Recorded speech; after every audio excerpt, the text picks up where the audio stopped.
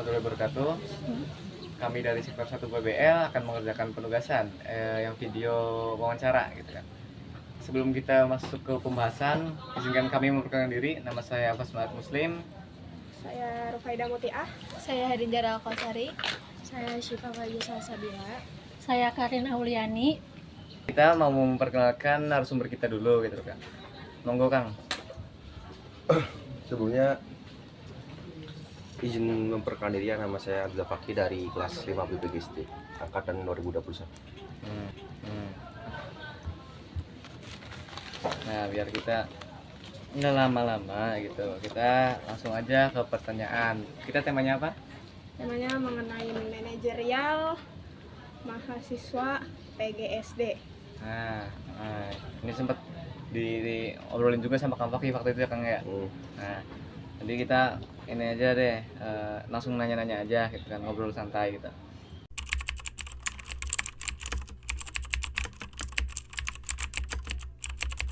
Dari pengalaman juga gitu. Sebenarnya kalau buat program PGSD nih ya teman-teman, itu gampang banget sebenarnya, karena kita hanya presentasi, kerkom dan paling juga individu juga paling itu dikit-dikit banget sih.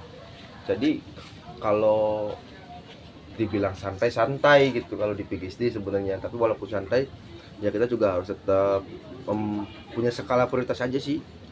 Ya dalam arti ya kalian kesini tujuannya kan kuliah gitu ya, skala prioritas kalian dia di kuliah gitu. Adapun misalkan ada kegiatan lain ya itu Sampingan.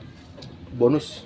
Nah, Ya anggap aja bonus sebagai buat pengembangan skill kalian gitu. Nah di PGSD sendiri kan selain ini kan prodi gitu ya, jurusan perkuliahan yang ntar kalian kedepannya mau apa gitu ya, untuk dunia di sininya mah memang ada Ormawa, ada UKM dan sebagainya itu sih.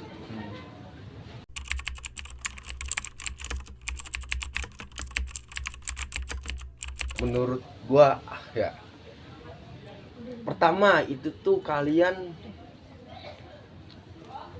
harus literasi sih, penting banget lah. Literasi itu bukan hanya sekedar kalian itu cuman baca buku ya, podcast juga itu masuknya literasi. Literasi kan itu banyak hal yang penting kalian itu menambah ilmu pengetahuan, lalu menjurus ke hal apa saja yang kalian ketahui. Yang pertama adalah fisiologi anak. Belajar, coba baca-baca tentang psikologi orang gitu. Pernah dengar stoikisme? pernah. Nah itu salah satu bentuk ya menurut gue itu maksudnya ke cara memanajemen diri gitu ya. Nah gitu sama aja. Terus belajar tentang, kan kalau di PGSD kan sebenarnya kan ada stigma kalau PGSD gampang ya, tapi sebenarnya kita tuh belajar semua rumpun ilmu loh teman-teman, yang harus kalian ketahui. Kita tuh belajar matematika, kita belajar IPA, belajar ini dan itu, dan banyak banget gitu ya. Nah ya minimal kalian teh baca semua dasar-dasar matkul itu gitu, kayak filsafat pendidikan, psikologi pendidikan, alasan pendidikan, konsep dasar dan sebagainya. Itu tuh kalian harus minimal baca gitu atau mendengarkan. Kan sekarang udah ada platform yang bisa menunjang kalian itu untuk mencari ilmu lebih banyak gitu, dan itu diakses dengan free dan gratis. Jadi tergantung diri kalian aja mau apa enggak gitu. Tapi apa yang perlu harus kalian ketahui ya itu dasar-dasar dalam ilmu pendidikan sama pedagogi. Itu faktor paling penting, karena itu kan seni mengajar, itu pedagogi.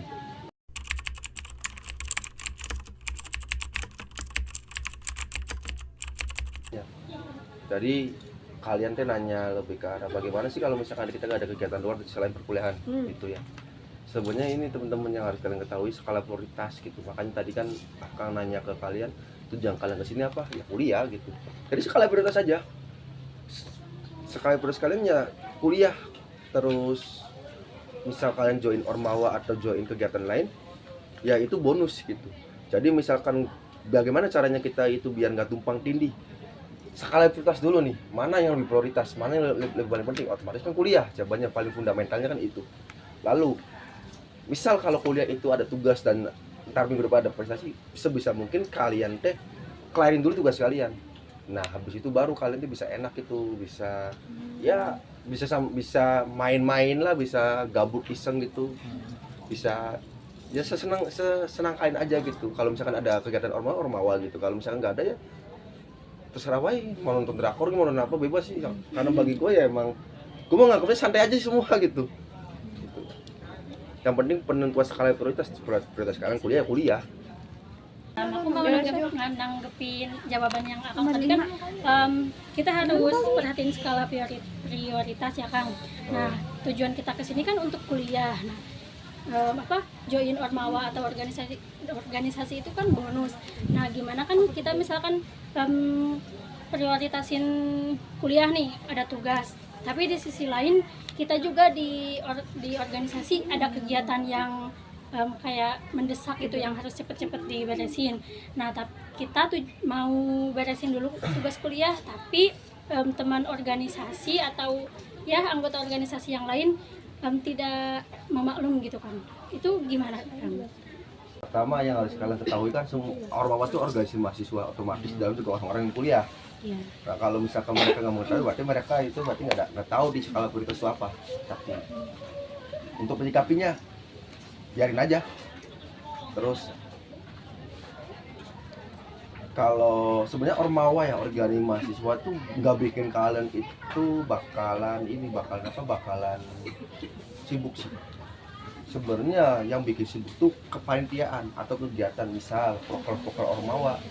Nah, proker-proker ormawa ini yang bikin kalian tuh ada kegiatan sebenarnya. Kalau ormawa itu hanya sebagai wadah. Jadi misal nih kalian tuh pengurus hima atau pengurus BEM, terus kalian tuh nggak ikut kegiatan juga, kalian bakal nganggur gitu, bakal ya udah pulang gitu dah. Terus kalau misalkan ada hal mendesak, sejauh gua di ormawa mah nggak ada hal yang bikin mendesak, karena kalau misalkan kalian itu, gua kasih analogi simpel, contoh dasar lah. Misal kalian itu jadi pengurus organisasi hima PVC di bagian departemen P2M. Nah, itu tuh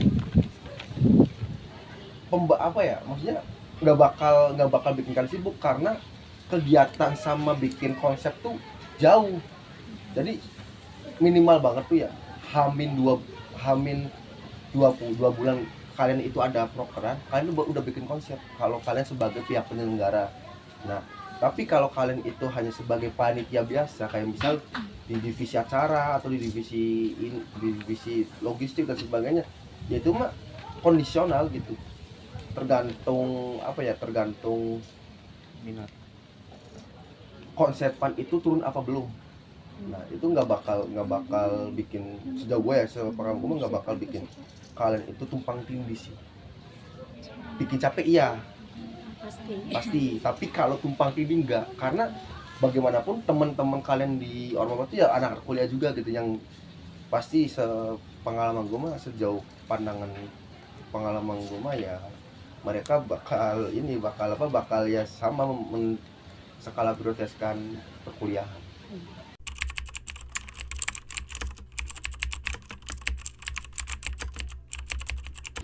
Sebenarnya untuk perihal sulit sampelnya, kalau gua mah ini sih ya nggak ada kata sulit sih kalau gua gitu. Sebenarnya kalau perihal yang kayak gini tuh, ini susah nggak ya, bukan susah guys, tapi mau. Masalahnya tuh mau atau enggak gitu.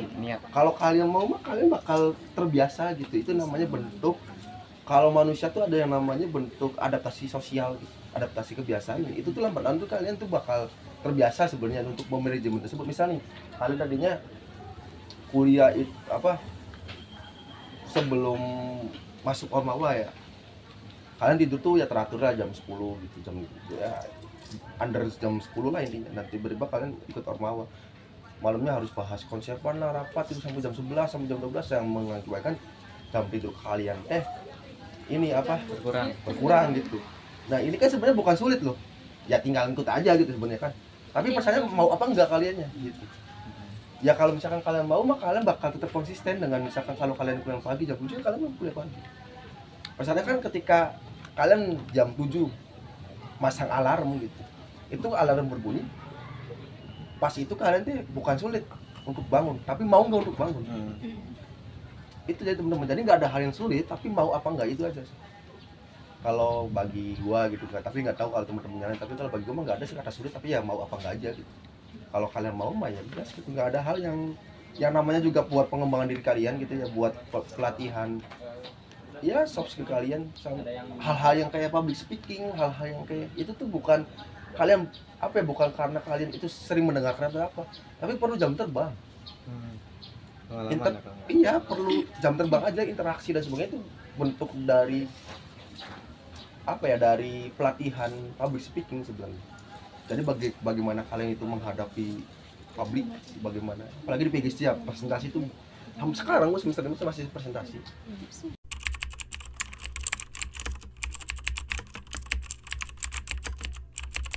Baik, jadi nggak ada mata kuliah ini teh jelek, mata kuliah ini teh masih, maksudnya apa ya, kayak lebih ke arah ini tuh sebenarnya nggak penting-penting amat gitu. Jangan menganggap kayak gitu, semua mata kuliah penting gitu. Adapun kalau kalian memang udah apa ya, maksudnya kalian itu udah paham salah satu mata kuliah tersebut, nah jadikan itu tuh sebagai penunjang untuk akademisi kalian, dalam arti untuk mencari nilai kalian. Nah, di PGSD kan ada beberapa hal ya yang buat standar penilaian, itu absensi, keaktifan di kelas, sama satunya apa ya, lupa gue, ya tugas-tugas gitu ya. Nah, absensi itu 80%. 80% dari nilai kalian di SIAK itu entah tuh dari absensi. Sama penunjangnya ini nih, keaktifan. Tapi itu biasanya di dosen-dosen yang tua gitu. Tapi dosen-dosen yang muda mah biasanya lebih melihat keaktifan kalian di kelas. Jadi kalau kalian pernah dengar kutipan Rocky Gerung gitu ya, kalau mahasiswa datang ke kelas terus dia tuh diem aja dan mengiyakan apa kata dosen, berarti dia bodoh. Karena ketika ada informasi itu dia tuh bakal berpikir. Nah, berpikir tersebut yang menjadikan kebingungan. Nah, ketika mahasiswa bingung ya itu dia berpikir. Jadi di kelas kalian bukan berarti dia mendengerin aja.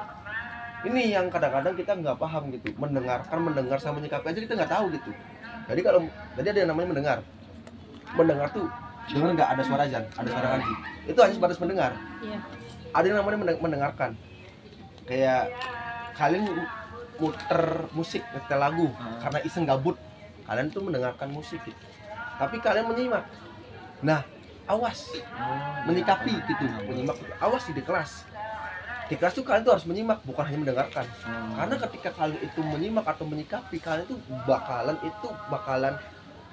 tujuan menyimak tuh salah satunya untuk menambah informasi, untuk problem solving, untuk penilaian dan sebagainya. Nah, ketika sebenarnya nggak beda jauh sama mendengarkan, tapi di aspek menyimak sama menyikapi ini tuh ada hal lebih. Jadi ada hal lebihnya dalam arti keseriusan kalian dalam mendengarkan hal tersebut. Itu kalau mendengarkan, apa kalau menyimak gitu. Nah, jadi kalian kalau mengklasifikasikan mata kuliah, menurut saya pribadi jangan, karena itu penting sumpah gitu teman-teman. Mungkin PAI gitu yang bagi lulusan pondok pesantren udah pada paham, tapi ya udah masuk aja gitu, keaktif gitu, sirkulasi ilmu sama dosen. Karena belum tentu teman-teman yang lain yang gak pesantren itu paham gitu. Kadang kan ada yang masih canggung ya, bahkan yang nanya ke dosen gitu ya. Ada yang canggung karena mungkin masih baru, tapi kan nanya ke teman lebih enak. Dengan kalian itu lebih mengerti kan, dengan bahasa yang sederhana kan lebih gampang dipaham. Terus apalagi pengelolaan apa itu? Yang tadi pertanyaan mengelola ya? Iya, mengelola mata kuliah sama mahasiswa PGSD. Sebenarnya kalau untuk, nah ini nih plusnya. Jadi kalau misalkan kalian itu udah paham dengan salah satu mata kuliah, kalian bisa lebih leluasa gitu untuk mengerjakan mata kuliah yang memang sulit gitu, yang menurut kalian sulit, karena mata kuliah yang kalian pahamin ini tuh ya udah paham, udah gampang ngerjainnya. Jadi ya pengelolaannya kalau gue pribadi kerjain dulu yang gampang. Kadang kita nyepelein gitu ya, ini gampang jadi ya slow aja gitu, nggak usah kalem aja lah deadline.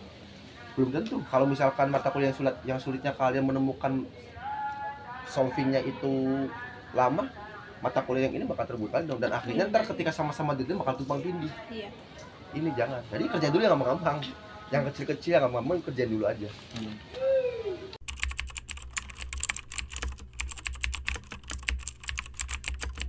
Ini sih yang pertama, kalau misalkan kalian itu nggak punya berani, nggak bisa ngomong, minimal kalian berani dulu gitu. Jadi gini teman-teman, sebelum kalian itu bisa berani ngomong di depan banyak orang, yang penting ngomong dulu aja. Ketika kalian udah punya berani ngomong di depan banyak orang, baru ngomong ke yang penting. Jadi kalau misalkan kalian masih malu-malu gini nih ya udah ngomong dulu aja gitu. Walaupun kurang kokoh, tapi itulah makanya kenapa gue bilang kalau public speaking itu jam terbang. karena itu butuh berani di sini di dalamnya.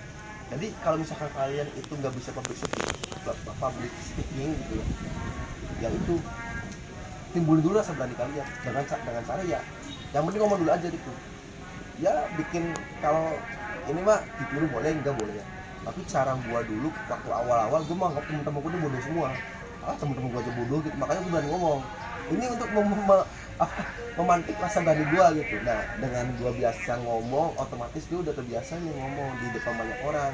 Nah habis itu baru kalian tuh ngomong ke area yang penting aja, jadi nggak harus ngomong terus, tapi kalian ngomong tuh ketika memang ya penting gitu, hal yang penting gitu. Kalau pertama kan ketika kalian nggak punya berani, yang penting ngomong. Kalau kalian udah punya berani, ngomong yang penting. Satu itu. Terus kalau buat ya ini berpikir objektif, jangan subjektif. Ini mah apa ya, kayak aneh sih kalau bagi gua kalau misalkan mahasiswa masih berpikir subjektif. Tahu nggak berpikir subjektif sama objektif itu perbedaan di mana? Itu kayak misal orang, kalau misalnya ngeliat orang kayak gini, ya udah kayak gini aja, dia berarti kayak gitu doang sesuai sama luarannya. Kalau objektif kita telah dulu orangnya belum tentu kayak gini, tapi kita lihat sisi lainnya. Nah, ini Udah ya langsung ngambil kesimpulan dari orang lain. Nah, bener gitu. Nah, jadi kalau berpikir subjektif itu, misal kamu namanya siapa? Siva, kamu? Ini. Nah, Siva tuh kesel ke Karin ya? Ririn Karin. Siva, Ririn Karin. Siva tuh kesel ke Karin, ngomong ke Ririn. Nah, Ririn tuh nggak berpikir objektif, tergiring terhasut sama si Siva kalau untuk menjelekkan si Karin. Padahal nggak tahu nih dari sudut pandang si Karin juga permasalahannya apa.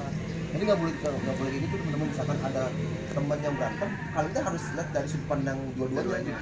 Coba memposisikan diri kan sebagai ini sama sebagai ini. Nah itu akhirnya timbullah bentuk kebijaksanaan. Kritis gitu situ itu poinnya. Karena kalian itu menelaah semua, bukan sibuk pendek baru dapat informasi separuh langsung marah-marah. Sekian dari kita Kang, terima kasih sudah mau diwawancarai hari ini. Terima kasih atas informasi-informasi dan ilmu-ilmu yang semoga bisa kami terapkan untuk diri kita dan juga kita bagikan Sama-sama. kepada penonton-penonton juga.